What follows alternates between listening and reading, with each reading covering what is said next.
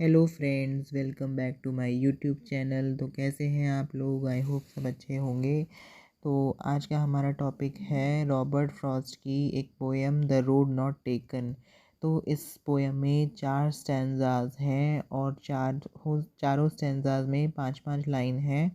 ठीक है, 5-5 लाइन्स हैं। तो आज हम इस पोएम को जो है ना लाइन बाय लाइन एक्सप्लेन करेंगे। जैसे कि मैं पहले कर चुका हूँ कि जो है मैं पहले पोएम्स को पढ़ देता था और फिर उनका एनालिसिस आपको मतलब करता था। तो मुझे लगा कि इस बार थोड़ा सा मैं चेंज करूँ इसमें अपने पैटर्न को। तो मैं इस बार थोड़ा सा चेंज कर रहा हूँ। पहले मैं एक स्टैंजा पढ़ूँगा, फिर उसको एक्सप्लेन करूँगा, फिर दूसरा पढ़ूँगा, फिर उसको एक्सप्लेन करूँगा। तो ऐसे ऐसे करके जो है चारों में स्टैंजास जो है पढ़ूँ, मतलब धीरे धीरे करके पढ़ूँगा और उनको पहले एक एक स्टैंजा को पढ़ने के बाद उसको एक्सप्लेन भी करता चलूँगा। तो आप हमेशा की तरह अपने साथ पेन और पेपर रख के बैठिए, लेके बैठिए और फिर उसके बाद हम उसको जो है ना दोनों ही लैंग्वेजेस में पढ़ेंगे। ठीक है, तो आप अपने नोट्स को बनाते रहिए। ठीक है, चलिए आज की पोएम शुरू करते हैं। ये जो पोएम है रॉबर्ट फ्रॉस्ट की, इसका नाम है द रोड नॉट टेकन। ठीक है, तो ये जो पोएम मैं पढ़ रहा हूँ आपके आगे। Two roads diverge in a yellow wood and sorry I could not travel both and be one traveller long I stood and look down one as far as I could to where it bent in the undergrowth. तो ये जो है हमारा पहला stanza है। ठीक है, अब ये पहला स्टैंजा है, मैं इसको एक्सप्लेन कर रहा हूँ।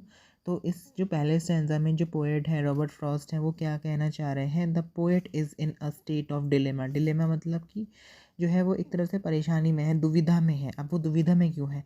One day he sees two roads diverging in a yellow forest. एक दिन क्या होता है कि वो घने जंगलों में चल रहे होते हैं, जा रहे होते हैं, तभी उनके सामने जो है दो रास्ते आ जाते हैं। ठीक है, येलो फॉरेस्ट में, हरे भरे जंगलों में। ठीक है, he is sorry that he can not travel on both the roads. अब वो जो है उनको जो है एक मतलब उनको ये लगता है कि भाई मैं एक बार में एक ही रोड पे तो चल पाऊँगा। तो ऑब्वियस है, सपोज़ आप कहीं जा रहे हो, किसी जर्नी पे जा रहे हो, किसी रोड पे जा रहे हो, तो अब आपके सामने अगर दो रास्ते आ जाते हैं तो आप किसी एक पे ही तो जाओगे। आप ऑन मतलब एक टाइम पे एक ही पे जा पाओगे, सेम टाइम में दो रोड्स तो आप कवर कर नहीं पाओगे। ठीक है, तो वो आगे कहते हैं he will have to choose one of them. तो अब क्या है कि उनको जो है एक चूज़ करनी ही पड़ेगी उसमें से। ठीक है, वो दोनों पे नहीं जा सकते। He stood long watching one road as far as he could see a turning point.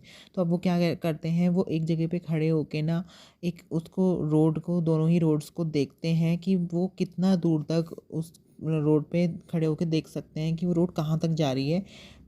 Turning point where the road merged with the undergrowth. तो मतलब कि वो ये देखना चाह रहे हैं कि ये रोड जो है कहाँ तक जा रही है और कहाँ पे जाके ये ख़त्म हो रही है। ठीक है, तो ये यहाँ हमारा फर्स्ट स्टैंजा कंप्लीट होता है। ठीक है, अब मैं सेकंड स्टैंजा पढ़ता हूँ।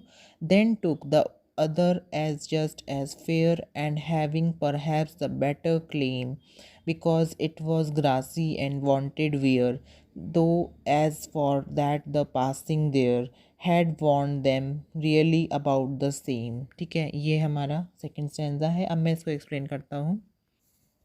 Then he observed the other road, which appeared equally good, having a better claim because it was overgrown with grass and wanted somebody to travel on it। अब क्या होता है कि जो एक रोड है ना, उस पर तो जो है बिल्कुल ग्रास नहीं है, उसमें जो है ऑलरेडी पाथ बना हुआ है। तो उस पर उन्हें लगता है कि इस पर तो जो है लोग चलते रहते होंगे, तो इस वजह से इसमें जो है पाथ बना हुआ है। लेकिन जो दूसरी रोड है, उसी की जो पैरेलल जो चल रही है ना रोड, उस पर जो है ग्रास जो है बहुत ऊंची ऊंची ग्रास उग गई है। तो अब जो है उस वो सोचते हैं कि इस पे जो है ना बहुत ऊंची ऊंची ग्रास उग गई है, तो मेरे को जो है इस पे एक बार चल के देखना चाहिए कि क्या पता जो है ये मुझे और कहीं अच्छी जगह लेके जाए, अच्छे रास्ते पे। As far as the wear and tear of both the roads was concern both were almost looking alike. अब वो कहते हैं कि भले ही जो है रोड्स जो है जैसी भी हो, चाहे जो है इसमें झाड़ियाँ हों, घास उगाई हो, पर जो है दूसरी रोड जिस पे लोग चलने का रास्ता बना हुआ है, ये दोनों ही रोड जो है एक ही जैसी लगती हैं। इनमें जो है कोई डिफरेंस तो है नहीं, क्योंकि ये दोनों ही पैरेलल जा रही हैं और दोनों ही कहीं ना कहीं जाके तो ख़त्म हो ही रही होंगी, कहीं ना कहीं जाके तो मिल ही रही होंगी। ठीक है, तो इस स्टैंजा में, सेकेंड वाले स्टैंजा में पोएट ये कहते हैं। ठीक है, अब हम पढ़ते हैं थर्ड स्टैंजा।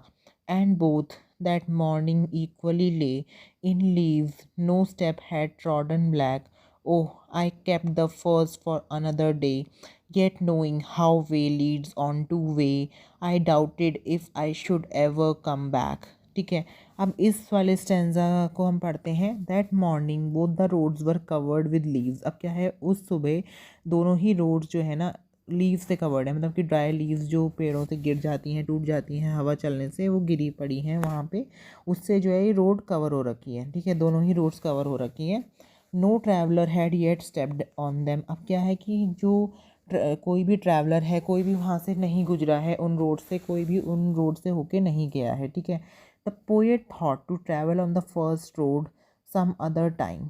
तो अब जो है पोएट सोचते हैं कि मैं जो है ना, ये जो पहली वाली जो सड़क है ना, इसमें मैं किसी और दिन जाके देखूंगा। मैं अभी क्या करता हूँ, मैं अभी दूसरी वाले पे चले जाता हूँ। ठीक है, he was aware how one way leads to another and hence there was a little chance of coming back. अब वो इसको इससे भी वाकिफ़ है भाई। अब आप किसी रास्ते पे चले जाते हो और फिर आप सोचते हो कि चलो हम इस पे बाद में आके देख लेंगे, तो ऐसा कभी नहीं होता। ठीक है, ये एग्जाम्पल मैं आपको दे रहा हूँ। ठीक है, आप इस एग्जाम्पल से समझो कि हम जो अगर किसी रास्ते पे चल लेते हैं, ठीक है, तो हम ये सोचते हैं कि चलो हम इसको ना बाद में कवर कर लेंगे। ठीक है, लेकिन ऐसा नहीं होता, क्योंकि आगे जाके वो रोड कहीं और कनेक्ट हो रही होगी, उसके बाद दूसरी रोड कहीं और कनेक्ट हो रही होगी। तो इस वजह से हमको जो है पहली वाले जिस पे हम सोचते हैं कि हम इस पर चलेंगे आके, उस पर हम नहीं चल पाते। ठीक है, तो यहीं पर वो कह रहे हैं he was aware how one way leads to another and hence there was a little chance of coming back. ठीक है, मतलब कि बहुत ही कम चांसेस हैं वापस आने के। And travelling on the first road, तो मतलब बहुत ही कम चांसेस है वापस आओ और फिर उस पर ट्रैवल करो जो पहली वाली रोड है। ठीक है, अब हम आते हैं लास्ट स्टैंजा पे, जो इसका फोर्थ स्टैंजा है और जो लास्ट स्टैंजा है इस पोएम का। I shall be telling this with the sigh somewhere ages and ages hence two roads diverged in a wood and I took the one less traveled by and that has made all the difference। तो ये जो है last stanza है। अब इसको जो है हम फिर एक्सप्लेन करते हैं। The poet is now in a contemplative mood, मतलब कि पोएट को ना समझ ही नहीं आ रहा है कि मैं कौन से रास्ते पे जाऊँ, मैं कौन सी सड़क पे चलूँ, फर्स्ट वाली पे या सेकंड वाली पे। He says that after a long time he should be telling the people. वो कहता है कि मैं ये जो बात है ना, ये बहुत ही लंबे समय के बाद लोगों को बता रहा हूँ। He took the road which was less used by the people. अब वो क्या है, वो कौन सी रोड को चूज़ करता है जिससे जो है बहुत ही कम लोग गुजरे थे या बहुत ही कम लोग गुजरे होंगे। ठीक है, and that made all the difference in his life. अब जो है वो सोचता है कि मतलब जिस रोड से लोग रोज़ गुजर रहे हैं, अगर मैं उससे ज़्यादा तो उस टाइम पे मेरी लाइफ अलग होती। लेकिन मैंने क्या रास्ता चूज़ करा जिससे कि मतलब कि हार्डली कोई जो है गया होगा कभी किसी पीढ़ी में, कभी किसी टाइम में, तो उस रोड को मैंने चूज़ करा। तो उस वजह से जो है मेरी लाइफ जो है बिल्कुल डिफरेंट हो गई और मेरी लाइफ बिल्कुल चेंज हो गई, बिल्कुल मेरे मतलब डिफरेंसेस आ गए मेरी लाइफ में। ठीक है, the poem deals with the theme of choice in life.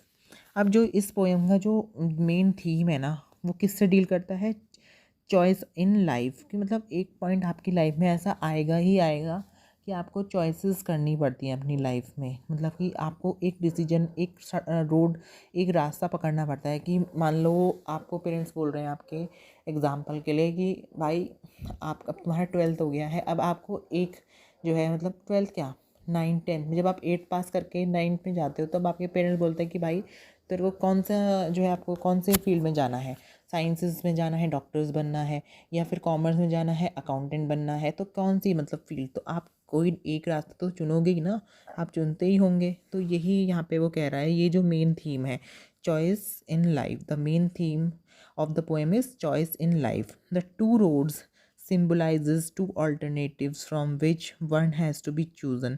तो ये जो दो रोड्स हैं वो एक सिंबल की तरह हैं, एक ऑल्टरनेटिव की तरह हैं, कि उनमें से आपको एक तो चुननी ही पड़ेगी बाय द पर्सन कंसर्न, जो उस एक पर्सन है। अब ये तो है नहीं कि दो लोग हैं तो वो अलग अलग रोड पर चल जाएंगे, एक ही पर्सन है तो अब वो जो है एक रोड तो उसे चुननी ही पड़ेगी जिस पे वो ट्रैवल करे, जिस पे वो आगे बढ़े। And that choice goes a long way in shaping the future of the person. मतलब कि अब उसे नहीं पता कि वो जो चॉइस कर रहा है रोड की वो सही है या गलत है, लेकिन उसकी जो चॉइस है ना वो एक जो है ना उसे एक ऐसे ही लंबे रास्ते पे ले जाएगी, ऐसे रास्ते पे ले जाएगी जिससे कि उसका फ्यूचर डिसाइड होगा। तो आज की ये थी पोएम मेरी, जो मतलब रॉबर्ट फ्रॉस्ट की पोएम है द रोड नॉट टेकन। तो ये जो है ये पोएम आज यहीं ख़त्म होती है।